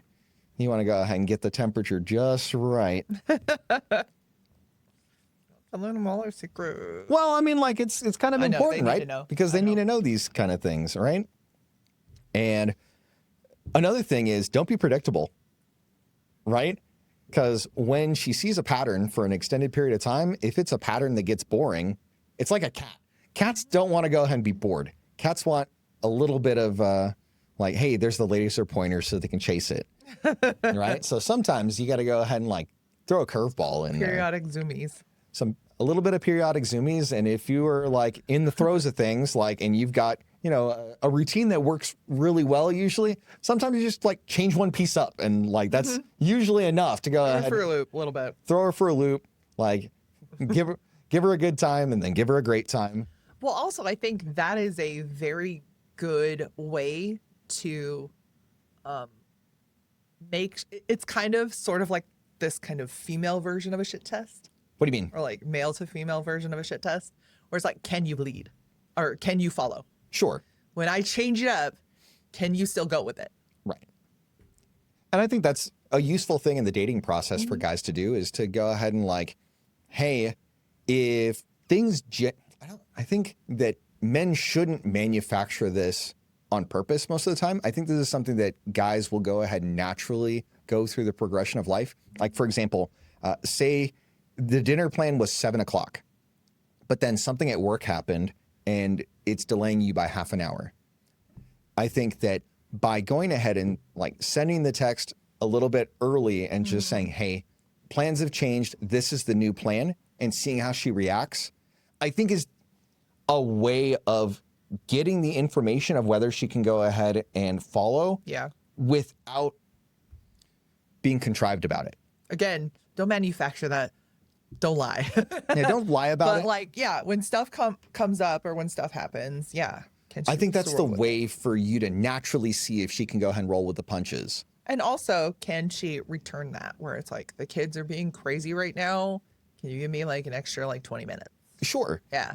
And see how that shows itself along the way, I think is a good like test to see if she's able to go ahead and flow with the punches, because you don't want somebody that's going to be, too rigid and can't go ahead and deal with any Yeah. inflexibility or any flexibility in the schedule, unless you yourself as a guy, like, you prize yourself on that inflexibility. Once again, I think that's like a 1% issue, Yeah. right? If you happen to be a good fit and you guys are both like completely rigid about everything, Yeah. hey, look, cool. You find each other. And that's something to, as part of the negotiation process. Honestly, that's some kind of things where you need to lay out your quirks. So it's like y'all, like warts and all, here it is. Like, this is the thing about me that I know. It's going to be a struggle. But it's just like, okay, well then, if that is the thing that is like you struggle with, don't have kids yet. Until you can because that will really test that. Oh, that'll mess you up real quick. That'll test your sanity real good. Yeah. So I think the idea to kind of wrap up this section is to go ahead and look at intimacy like a flame and how to go ahead and get things started. And I would say that playfulness is kind of like having the kindling to start a fire, and respect is like the major logs that you need to maintain a fire. And then polarity is the spark that lights the kindling. And then once you have all three of those things in place, you got a roaring campfire and you're going to have a great time. Well, I think like respect is really like the pilot light that has to keep going no matter what. And it doesn't have to be really huge, but it's enough to go on. Okay. I mean, you're mixing metaphors a little bit, but yeah, I get the idea. Yeah. Like, honestly, because it doesn't have to be a roaring fire all the time. It's nice. Sure. But honestly, that's just not practical. Yeah, it's tough to go ahead and maintain that. But there always has to be a source there, like the Olympic torch. Sure. And that's why I went ahead and put the respect as like the major logs, because those are the things that last the longest. That's the thing that everything else runs on. Let's go ahead and talk about a week's worth of things that you can do to kind of like change things up if you haven't been doing this kind of stuff. All right, day 1, flirt first. Just go ahead and flirt. Just do a little something that you haven't done in a while, whether it's the, how you doing? Or whether it's the, like, just bumping her a little bit and saying, oh, excuse me. Just a little something to go ahead and, kind of take her off her balance a little bit. Maybe day 2 would be like, you state one preference. Just something as simple as, hey, I'd like to see you in this. And let's go out, right? Yeah. Something like that. It could be just one thing. Yeah. Even just pull it out of the closet for her. Sure. And just be like, can you wear this? Here you go. I like this. Yeah. And the whole point is to state a preference and to go ahead and let your preferences be known. And whether she follows along with it is not on you. The point of the exercise is to state a preference. That's it. Day 3, lead a surprise. Go ahead and if you aren't of the habit of bringing flowers to her, maybe it's a good day to go ahead and get her favorite flower. And maybe go ahead and sprinkle them around a little bit so she has to go ahead and collect them. Make it a little game. It could be a 99-cent vanilla Coke from the gas station, too. Well, I mean, you know your woman. Know your woman and know the kinds of things that if you were to do things as a surprise, it would be taken positively, generally speaking. Just, that she's seen and she's known. Yeah. So day 4, say no calmly just once. Practice saying no, but in a way that is not threatening. Keep it calm and just be like, no, we're not going to do that. And the whole point is to get in the practice of doing these things to establish polarity and to establish boundaries and all of that so that you don't end up as roommates, because nobody wants that. On the 5th day, maybe touch her before you talk to her. So you walk up to her and just slide your hand along her back and say howdy. Or whatever a good greeting is for you. Like, I'll say that, or she's got a cat shirt on. So, and our company is very cat themed. So I might just go ahead and say, meowdy. Did that. We met here today. Yeah. And then day 6 would be something like compliment the effort she put into something, not necessarily how she looks, right? Because it's really easy for women to get compliments on external ornamentation. It is the most common thing for women to get compliments on, especially if she's young and hot. She knows she's young and hot. So do something different, right? If she has put in some effort to a certain part of what she has done with the way that she has ornamented herself, that is something that you can go and hone in on. Like if she put Extra. like if she selected a specific accessory, right? Maybe that's the thing to notice. If it's not like something she has done, because a very specific compliment is much more likely to be taken well. Like I find it's interesting how like, I think that when a woman does her makeup well, complimenting a certain piece of it is generally taken well. Like oftentimes when people can go ahead and really do the eyeliner thing all the way around really well, and it like comes off well, you know, just go ahead and say, wow, you did really good with your eyes today. And like most of the time they're flabbergasted in a good way. Especially if it's like, wait staff or something. Sure. Like it's really funny. They're like, what? And it's not threatening because your wife's right there. So well, it's not threatening anyway, because like it's not disinvited intention, right? There's no intentionality behind it, but even if there was, it wouldn't be taken poorly. But hey, you got to go ahead and like dial it in just right for that to work out. And then 7 would be plan intimacy, not chores. So, no chore play. Yeah, don't do the chore play thing. Like Please it don't just do it. doesn't work out. Like whatever you guys have agreed to as far as your like family structure, go right ahead. But don't go ahead and just try to earn good boy points by going above and beyond on the chores unless you genuinely want to do that in the first place. If it comes from a place of genuine desire, that's one thing. But if it comes from a place of trying to go ahead and earn brownie points, don't do that. Earn sexy time points. Yeah, right? Like Sexy time minutes. minutes, Gee whiz. jeez, low standards, right? Rookie numbers. Yeah, rookie numbers. But the idea is like, if you are on your purpose, you could probably be spending more time doing that, which would be a better source of like better quality intimacy than doing a couple of extra chores. Yeah. If we're being really honest. Especially if it's like not something you normally do anyway for the whole home routine. If Yeah. you're like trying to do in a way of like changing it up. Particularly I'm thinking of like in the throes of motherhood, if you put the kids to bed so that they're out of the picture all that much earlier and be like, hey, Yeah. that's different than short play, really. Sure. It's one of those things where it's nuanced. like you are establishing the conditions for good things to happen, right? Where you're just like, hey, it's 10 o'clock. I'm putting the kids to bed. Go hop in the shower. Yep. Right? You're being direct You're about like, what "But your I gotta- intentions are. I gotta do the dishes. No, you don't. Let's go. Yeah, it's like psh, the dishes can go ahead and hang can wait. out. They can wait.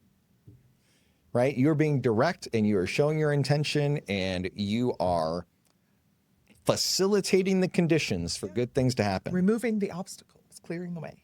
Yeah. And the thing is, like, if you were doing all these other things, usually that's going to be perfectly fine.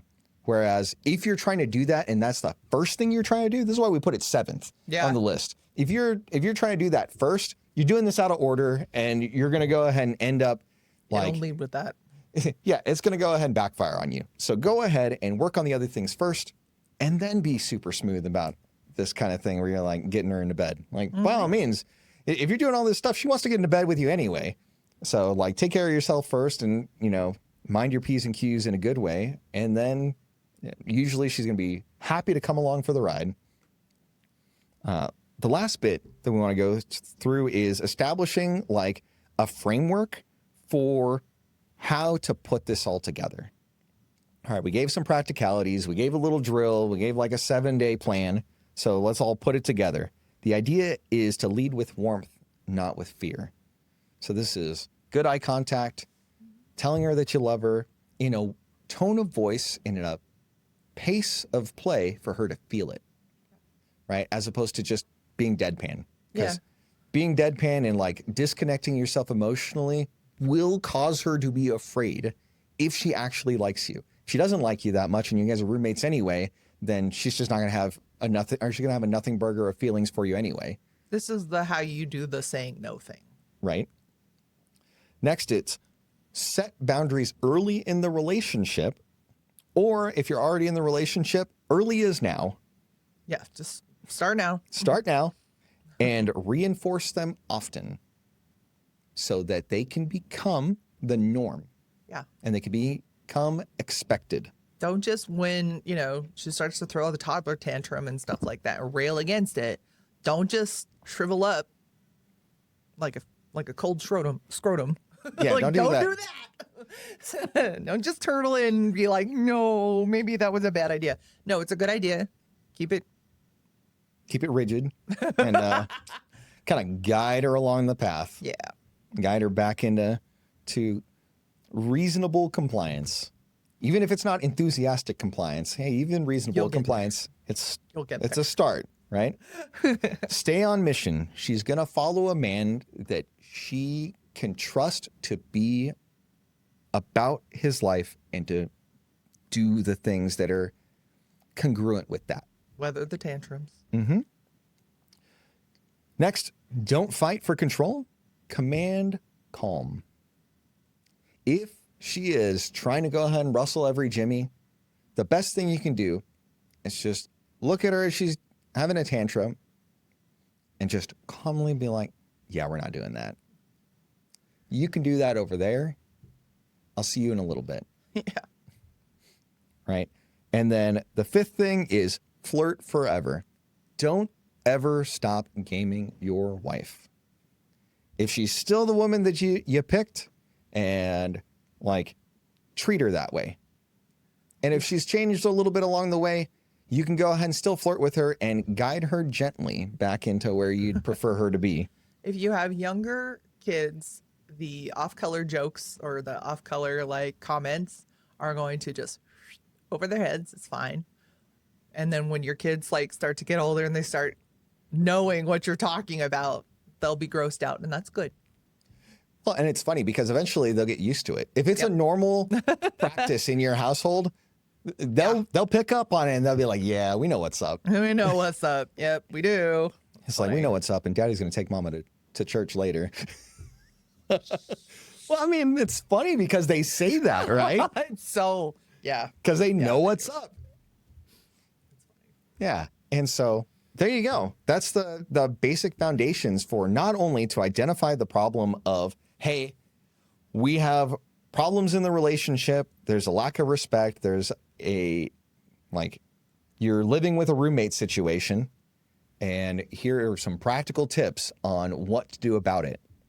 Do you have any closing remarks for the women involved in this? If he wants to take the reins back, let him. Like, what is wrong with that? Like, what is so incredibly inherently wrong with that? Honestly, I don't understand why that whole thing with you want to be 50-50. It will never be. It's a nice concept to think about, but it never comes to pass in reality. Wouldn't it be better to just stay in your own lane and go with your own, like, you don't have to go against your own biology, your own nature. It's nice to have it where you can just rest in this bubble that is yours. Mm-hmm. And, let it like stop acting like a toddler. That is the biggest thing, is like they like rail and, cry and complain and whine. And it's like, why are you doing this? Why are you holding on to this so tightly? Mm-hmm. Because honestly, when you just give it, just try it. Okay. The whole week thing, just let it happen and see what comes of it. Just try it, please. Yeah. So if this episode hit home for you, go ahead and hit the subscribe button. And I look forward to going ahead and sharing in the comments with you about other cool things that are going on. And tell me if you tried these things and how they turned out. Like, you could thank us later. That would be awesome. If you like this clip and you want to see the rest of the podcast, you're going to go ahead and see it linked right over here. And I invite you to go ahead and subscribe right over here. Thanks so much for your time. Make it a great day.